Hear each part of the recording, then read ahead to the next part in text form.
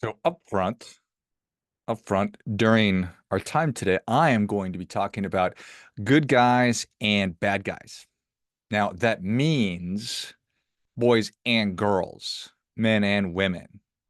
So, good guys, bad guys. I'm going to lump all human beings in to those two categories. If you don't like that, I totally get it. If that's offensive to you or triggering to you, whatever. I absolutely get it. Feel free to continue on with your day. So I guess that I just issued my first trigger warning. There it is.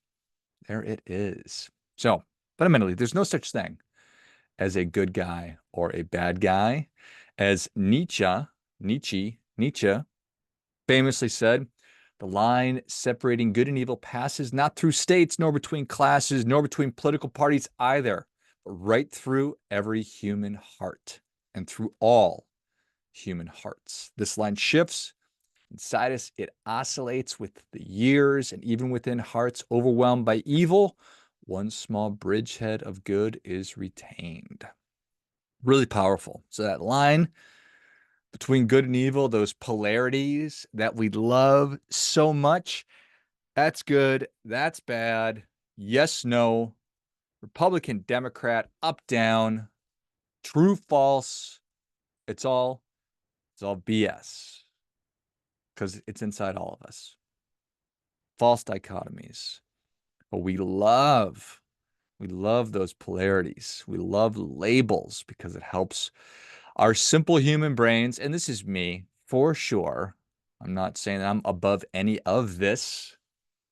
It helps us to categorize things. I've got a lot of things to do today. Got laundry to do and dishes and food to prepare and kids to move around. And I got things to say about money stuff and I need to exercise and I'm tired. Where can I get a cup of coffee right now? The last thing I need to do is to figure out the nuance of every little situation. So it's easy to just put things in different buckets or containers. You understand what I'm saying. But it's sloppy, it's lazy, and we all know it. And you're not good and you're not bad. You're good and bad, or you're bad and you're good. You can say that a lot of different fun ways. We're all a little bit of each. And fundamentally, human beings are fallen, which means that we all sin, have sinned, are subject to sinning in the future.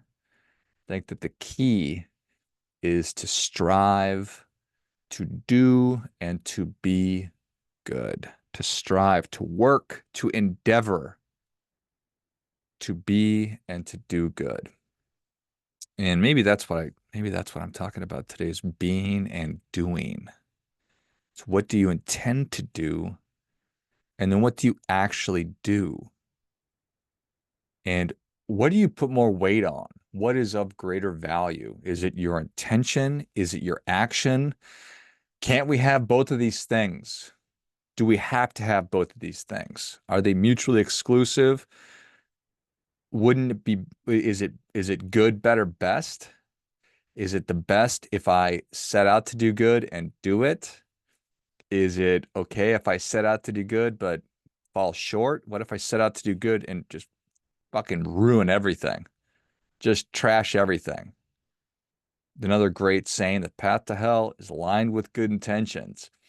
If my intention through this new policy for the city that I'm the mayor of was to do good, but I end up just just it's a hot garbage dumpster fire.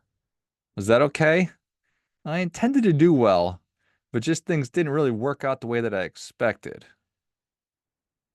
And then of course, if I set out to do bad and I effectively do bad and I'm successful in my desire to do evil and it works, is that good?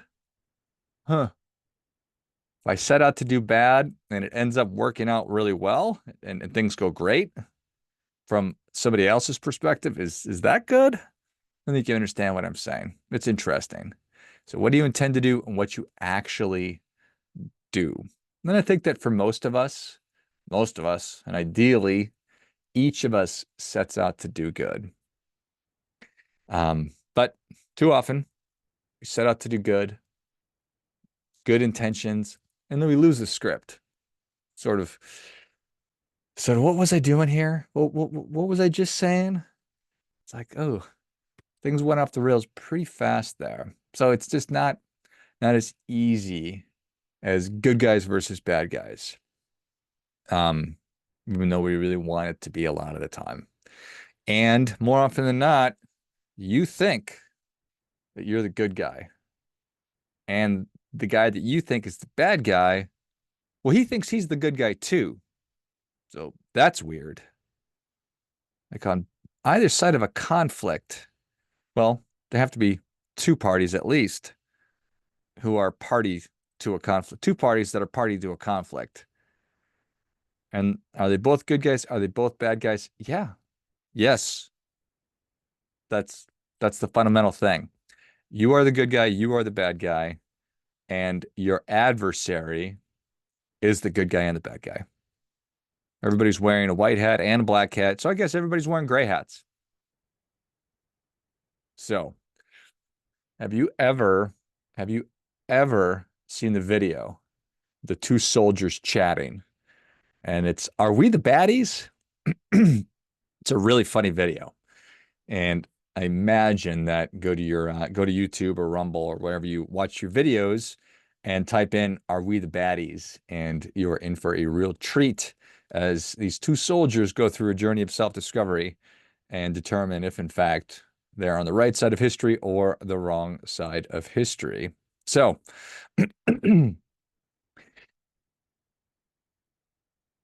that is what I'm interested in exploring today. So what I wanted to do is submit some different scenarios there where if you are doing them, if you're currently in the practice of doing these things, that you are the baddie in this situation. You're the baddie. You might think that you're the good guy or the goody. Goody doesn't sound as good as baddie. If you think you're the good guy, but if you're doing these things, you are actually the baddie. All right, you ready? Let's do it. If you compel or work to compel other people to do what you want them to, you're the baddie. Got it? So if you're currently compelling through compulsion, working to get other people to do what you want, to get your way, you're the baddie. You see, if your ideas aren't good enough, or if you're not capable of communicating your good ideas slash policies, and instead you choose to force other people to do what you want, you're the baddie. If you are disingenuous and say whatever you need to say in order to win an argument, you're the baddie.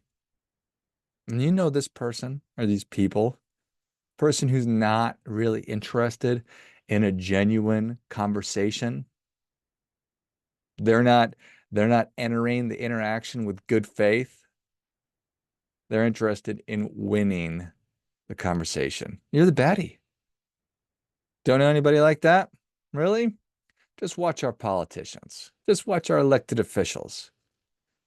And you will get a sense of exactly what it is that I'm talking about. But of course, you know those people. They're easy to spot. They're easy to spot. And more often than not, these are people that carry themselves as if they are great intellects, if they are some form of academic or intellectual. But in reality, they're just midwits. They don't have any good ideas at all. They don't have any original ideas. I don't think a lot of these people have ever had an original idea. They have an agenda. They have things that they want to see implemented and put forth. And because they don't have any original ideas and they're midwits, they have to utilize disingenuous tactics in order to come on top to get their agenda pushed through. So that's you. You're the baddie. Knock it off. Nobody wants to enter a conversation with somebody that's disingenuous or have a conversation that's not in good faith. And in a lot of ways, that's one of the reasons that we find ourselves in the conundrum slash pickle that we do find ourselves in today, where we can't find common ground, even though it's all around us, even though the line between good and evil it's right down the middle of everybody. So don't do that. Don't be the baddie. Have open and honest conversations. Admit when you're wrong. Admit when you've learned something. Be open to being wrong. Be open to learning something. Don't be so dug in. Next, if you judge people based on their immutable characteristics, you're the baddie. Listen, I'm a lot more than just a pretty face and a great head of hair. Really am. And I know you are too. So it's such a lazy thing. And again, so basic. I think it's the most basic thing in the world. That's such a great term. Basic bitch. It's such a fucking basic bitch thing to judge people based on their color of their skin, their ethnicity, stuff like that. How basic. To think that you know anything about another human being just based on that. Give me a fucking break. That's such a baddie thing to do. Baddie in a bad way. I mean, that's you. You're the baddie. So if you judge people based on the shit that they were born with, give me a break. You're the baddie. Next, if you project, you're the baddie. That means if you're accusing others of doing exactly what you're doing, you're the baddie. It's the above, politicians. Remember from a minute ago? Projection is the funniest thing in the world to me. And it's the most obvious thing in the world. And we see this, it's littered throughout our politics. On one side, it's like, oh, you're doing this, and they do this, and they do this. They're no, oh, wow. It seems from the outside looking in to the impartial observer, which we all endeavor to be, but none of us really are, that you're doing exactly the thing that you're accusing the other people of doing. And it's really obvious, but you're still doing it. It must work, right? People have been doing it for a really long time. We do it in our personal lives, probably do it in business, certainly do it culturally and in politics and everything else. But it's gross, it's dumb. Don't do that. If you do that, you're the baddie. Next, if you're a liar, you're the baddie. If you straight up tell bold-faced lies, you're telling half-truths. If you're committing lies of omission, if you're playing word games to manipulate others again to get your way, guess what? You're the baddie. We are awash with self-centered, egotistical megalomaniacs who seek to enrich themselves at the expense of others and future generations. And if that's you, you're the baddie. Can you even imagine being so self-centered that you would do things to make yourself happier, enrich yourself today, even though it would cost your own children their future? It's crazy to me. There's a lot of people that do that, and they are the baddies. Do you find joy and celebrate when somebody who doesn't share your opinion or point of view gets hurt? You're the baddie. You're the baddie. It's easy to do, maybe even natural thing to do, is that we dehumanize people in the public eye. Very easy, because we don't know them, never, and probably never will encounter them. So it's easy to dehumanize them. They're famous. Fuck that guy. Fuck that girl. He, she sucks. They're baddies. But they're still people. These are still people, all of them, with moms and dads, husbands and wives, brothers and sisters, sons and daughters. families, people they love, people who love them. So let's not lose our humanity. If you do, if you're celebrating when people are getting hurt, you're a baddie. Knock it off. Let's clear our heads a little bit. Refocus, recalibrate. What are we doing? If you think that you're too busy to get involved, you're the baddie. Apathy is the killer. It's a killer. It's a killer of organizations. It's a killer of relationships. It's the killer of teams and companies and movements. It's everything. It is a killer. Leave it up to somebody else. Somebody else to do this. Abdicating responsibility. We're struggling for meaning. So many of us are struggling, wanting, looking for, desiring a meaningful life when it's all around us.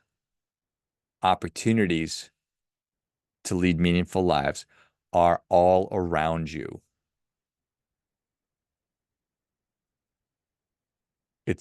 They're everywhere. Look around, see opportunities where there are opportunities because somebody has dropped the ball. It's sitting there on the ground. Nobody's picking it up. And it's as simple as showing up. You said you're going to be somewhere, show up. I know you're tired. Got a laundry list of stuff you're supposed to be doing. You ought to be doing. You could be doing. All these things are true. You got to show up.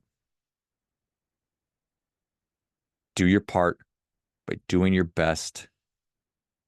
That's it. Show up. If you're too busy to show up, if you wait till tomorrow, if you're putting that off, you're the baddie.